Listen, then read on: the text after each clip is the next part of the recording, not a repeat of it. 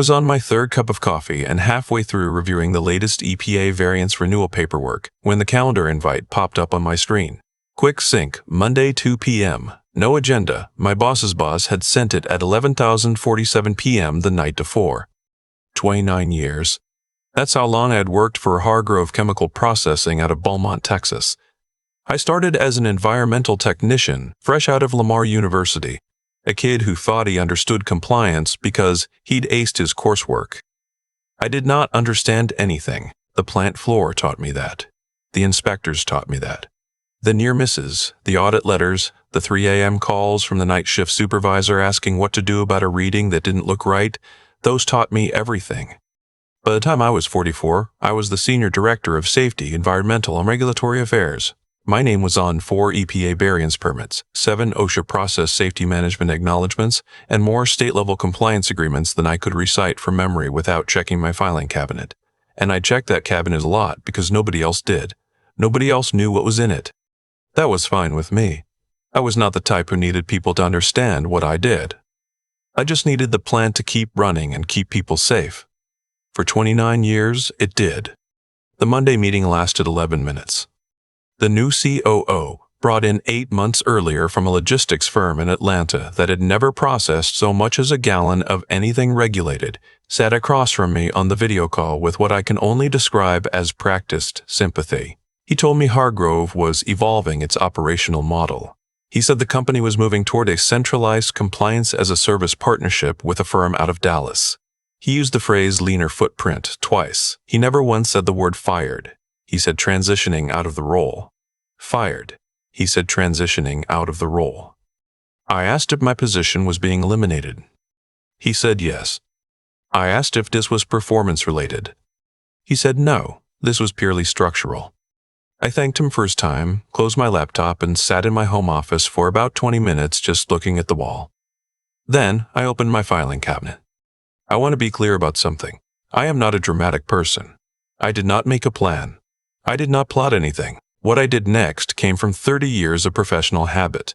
The same instincts that made me double-check every document before a signature, triple verify every submission before a deadline. When I opened that cabinet, I was doing what I had always done, making sure everything was in order. And what I found in order was this. The 4 EPA variance permits that allowed Hargrove to operate certain chemical processes outside of standard regulatory thresholds, permits that had taken me nearly a decade to negotiate, renew, and maintain, were issued specifically to me by name as the responsible individual, not to Hargrove Chemical Processing as an entity. That was a quirk of how they'd been structured when I first applied for them back in the early 2000s, and how they'd been renewed every 5 years since. The agency knew me. They dealt with me personally. The permits listed my professional credentials, my direct contact information, my attestations. When I was gone, those permits didn't transfer automatically. They didn't follow the company letterhead. They followed the qualified individual whose name was on them. That individual was me. I also held 3 OSHA PSM authorizations that were tied to my professional certifications. And there was a state-level Texas Commission on Environmental Quality Consent Agreement from 2019. The one that had resolved a compliance issue from a contractor accident that named me as the personal guarantor of Hargrove's remediation commitments. I called my attorney that evening. He listened to me for 40 minutes without interrupting, which told me he was taking this seriously. He asked me one question when I finished. Did they give you anything in writing yet? They had not. He told me not to sign anything until we'd spoken again. The separation paperwork arrived 2 days later. Standard stuff. 12-week severance, COBRA continuation, a non-disparagement clause, a general release. My attorney flagged something immediately. The release, in its current form, would have required me to voluntarily relinquish any regulatory filings, certifications, or professional designations obtained in connection with employment. It was buried in paragraph 14. Most people would have signed without reading it. I had spent 3 decades reading paragraph 14. My attorney drafted a counter. We removed that clause entirely. Hargrove's HR didn't push back, which told me nobody on their end had thought through what it meant. They just wanted a clean exit. I signed the revised agreement on a Thursday. My last day was that Friday. My daughter came over that weekend. She's a physical therapist, practical and no nonsense, and she could tell I wasn't processing things the way she expected. She thought I'd be devastated. I was quieter than devastated. I kept thinking about that filing cabinet and what was still sitting in it. She made chili and we watched a football game, and she asked me what I was going to do. I said I didn't know yet. That was honest. What I did not tell her was that I had already quietly begun the paperwork to reclassify the EPA variance permits under my independent professional credentials rather than tied to any employer. A routine administrative update. Perfectly legal. The kind of thing a compliance professional does when their employment situation changes. The Dallas firm, the centralized compliance-as-a-service outfit Hargrove had contracted, sent a team to the plant about 3 weeks after I left. I know this because my former colleague on the safety team, a man I'd mentored for 6 years, called me. He wasn't panicking, he was just confused. "They're asking for the variance documentation," he told me. "The Dallas team, and I can't find it in the system the way they're describing it." I asked him what system they were looking in. He named a platform I'd never used. Hargrove had apparently migrated to it in the months before my departure, part of the COO's digital transformation initiative. A lot of historical documents hadn't made it through the migration intact. I told my former colleague I couldn't help him in any official capacity, but that the original hard copies of everything were in the physical filing cabinet in my old office. I suggested he look there. He called me back an hour later. The cabinet had been cleared out during the office reassignment. Nobody knew where the files had gone. I told him I was sorry. I meant it. He was a good man who had been handed an impossible situation by people who didn't understand what they'd dismantled. The EPA audit was scheduled for late October. I know the regional inspector personally. We'd worked together on 3 separate compliance reviews over the years. I did not call her. I want to be clear about that. I did not tip anyone off. Did not escalate anything, did not do a single thing to accelerate what was coming. I just waited the way you wait after you've done everything correctly, and the outcome is simply a matter of time. The audit began on a Tuesday. By Wednesday afternoon, the regional office had identified that Hargrove's 4 variance permits were in a state of, their word, ambiguity. The permits referenced an individual no longer employed by the company. The company could not produce documentation showing that individual's credentials had been transferred, replaced, or superseded by a qualified successor. The Dallas firm's lead consultant held a project management professional certification and an ISO 9001 auditor credential. Neither of those qualified him to stand in for what my permits required. The plant did not shut down that day, but it received a notice of potential non-compliance and a formal request for documentation within 15 business days. Operations were restricted on 2 processing lines pending permit clarification. I heard about this from my former colleague, not from Hargrove directly. I had not spoken to anyone in leadership since my last day. That changed on a Friday morning, 6 weeks after my departure. My phone rang at 8:22 a.m. I was in my backyard. We'd had an early cold snap in Beaumont, and I was checking on my garden. I'd started growing tomatoes the year before, a project my wife had encouraged, and that I'd become genuinely attached to. It was the COO. He did not open with small talk. He said there was a situation with the EPA documentation and asked if I would be willing to discuss it. I said I was listening. He explained, in more technical detail than I'd expected from him, which told me he'd been briefed thoroughly, that Hargrove was facing a significant compliance gap related to the variance permits. He said the company wanted to explore whether I would be available to assist with the remediation process. I asked what that would look like. He said he'd hoped we could discuss terms. I told him I would need to involve my attorney and that any engagement would be on a consulting basis only. I gave him my attorney's contact information and ended the call. My attorney called me 20 minutes later, already having heard from Hargrove's general counsel. He was professionally calm in the way that attorneys are when they're trying not to sound too pleased with a situation. We negotiated for 4 days. I want to be accurate about the terms because I think they matter. I was engaged as an independent regulatory consultant at a day rate that was substantially higher than my former annual salary divided by working days. The engagement was structured as a short-term project with no non-compete provision and no implied return to employment. Hargrove paid my attorney's fees for the contract drafting. They also agreed to a clause that allowed me to use the engagement as a public reference, anonymized, of course, for future consulting work. The first thing I did when I came back on site was meet with the EPA regional office. The inspector I knew was professional and thorough, and treated the whole situation with exactly the bureaucratic neutrality that her job required.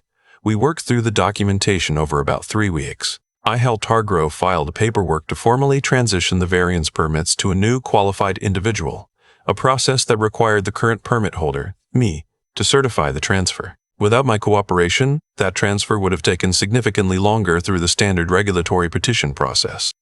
The inspector told me off the record that she'd seen situations like this before, companies that reorganize without understanding what's actually holding their compliance posture together. The 2 processing lines remained restricted for 61 days. I looked up the public records later. The financial impact to Hargrove was estimated in filings at approximately $2.3 million in lost production and remediation costs. That number doesn't include what they paid me. During those 3 weeks on site, I walked the same hallways I'd walked for nearly 3 decades. People I'd worked with for years stopped to talk. Some of them were uncomfortable, unsure what to say. A few of them were openly relieved to see me. My former colleague, the one I'd mentored, shook my hand and didn't let go for a moment longer than normal. I saw the COO twice. He was cordial. I was professional. We did not discuss how any of this could have been avoided, though I suspect he thought about it. I did not see the person who had called me legacy overhead. That phrase, I want to explain where it came from because I didn't include it earlier. I think it matters. About 2 months before my termination, in a leadership offsite that I had not been invited to but that my colleague had attended, there had apparently been a discussion about rationalizing the organizational structure. According to my colleague, when my role had come up, the COO had described positions like mine as legacy overhead, the kind of institutional knowledge that used to be necessary but that modern compliance platforms and outsourced expertise had made redundant. My colleague had told me this over lunch, hesitantly, and I had thanked him for telling me. I hadn't said much else about it, but I'd gone back to my office and I had opened my filing cabinet. Some people ask me whether I feel vindicated. I've thought about that question more than I expected to. What I feel is something closer to tired, but not in a bad way. The kind of tired you feel after a long project that you finished correctly. I spent 29 years making sure that plant operated safely and legally. The knowledge I accumulated wasn't legacy. It was the reason they hadn't been cited for a major violation in over a decade. The reason 3 different EPA inspectors knew the plant's name and associated it with a clean record. When I drove away from the Hargrove site for the last time as a consultant, it was a Tuesday evening in November. The refinery lights were reflecting off the canal the way they always do when the humidity is just right. I've seen that view more times than I can count. I pulled over for a minute and just looked at it. My wife had made dinner reservations for that evening. Something she'd been planning for a few weeks, a place we'd been meaning to try. I was going to be a few minutes late. I called her and told her I was on my way. The consulting work didn't stop after Hargrove. Word moved through the regulatory community the way it always has, through the people who have been in the same rooms for 30 years and know each other by first name. By spring, I had 2 more clients, both chemical processors, both with gaps in their compliance infrastructure that they hadn't known were gaps until someone pointed them out. I set my own hours now. I work from my home office most days. The filing cabinet came with me. I had it moved when I packed up my personal effects, and it sits in the corner of the room where I can see it from my desk. My daughter asked me recently if I missed it. The stability, the routine, the paycheck every 2 weeks. I told her I missed the people, some of them. I did not miss being told that what I knew was no longer worth anything. It is a version of the story where I'm the person who plotted a revenge, who saw an opportunity and calculated how to maximize the damage. I want to be honest, that is not what happened. What happened is that I spent 29 years doing my job correctly, including the part of my job that involved understanding exactly what I held and what it was worth. When the moment came, I didn't have to do anything except not sign paragraph 14. The tomatoes came back in spring, better than the year before. I was in the garden when my phone rang. A new client, referral from someone I'd worked with during the Hargrove remediation. They had an upcoming state inspection and weren't sure their documentation was complete. I told them I'd take a look. I went inside to get a notepad, and I walked past the filing cabinet on my way to my desk, the same way I walk past it every morning. Everything in order? Always. The tomatoes came back. That's the detail I keep coming back to for some reason. Not the phone call from the COO, not the number on the consulting contract, Not even the moment I drove away from that plant for the last time and pulled over by the canal because I needed a minute to just look at it. What stays with me is that the tomatoes came back in spring, better than the year before, because I had shown up every day and done the work correctly even when nobody was watching. I think that's what the whole 29 years was, really. There's a version of this story that people want to turn into something dramatic. A calculated move. A trap carefully set. A man who saw his moment and seized it. I understand why. It's a more satisfying story in some ways. But the truth is that what happened to the COO and to Hargrove wasn't something I caused. It was something they caused, slowly, over months of decisions made by people who had never bothered to understand what they were actually managing. The consequences followed as naturally as water finding the lowest point. That's not fate. That's just how systems work when you remove a load-bearing piece without knowing it was load-bearing. What I did, the only thing I actually did, was spend 3 decades being the kind of person whose name could be trusted on a federal document. That trust isn't given. You build it inspection by inspection, renewal cycle by renewal cycle, 3 a.m. phone call by 3 a.m. phone call. You build it by reading paragraph 14 when everyone else has already put the pen to paper. You build it by caring about the outcome more than the appearance of caring about the outcome. That's the thing about integrity in technical work. It's invisible until it's absent. My former colleague, the one I'd mentored for 6 years, called me during the remediation and said something I've thought about since. He said, "I always knew you were important. I just didn't know you were structural." I didn't correct him, but I think the distinction he was drawing isn't quite right. Being structural isn't a separate thing from being important. Is what importance actually looks like when you strip away the title and the org chart and the nameplate on the door. The COO had a title. He had a mandate and a vision deck and a consulting firm behind him. What he didn't have was 30 years of knowing which 4 permits kept the plant legally operational and whose name was on them, and what happened if that name walked out the door. Knowledge like that isn't a credential you earn once. It's a practice you maintain, day after day, long after anyone stops noticing you're doing it. I think about my daughter asking me whether I miss the stability, the paycheck every 2 weeks, and I think the honest answer is that stability was never really what I was after. What I was after was doing the work right. The paycheck was a consequence of that. The consulting rate afterward was a consequence of that. The tomatoes coming back stronger in spring, that's a consequence too in its own way.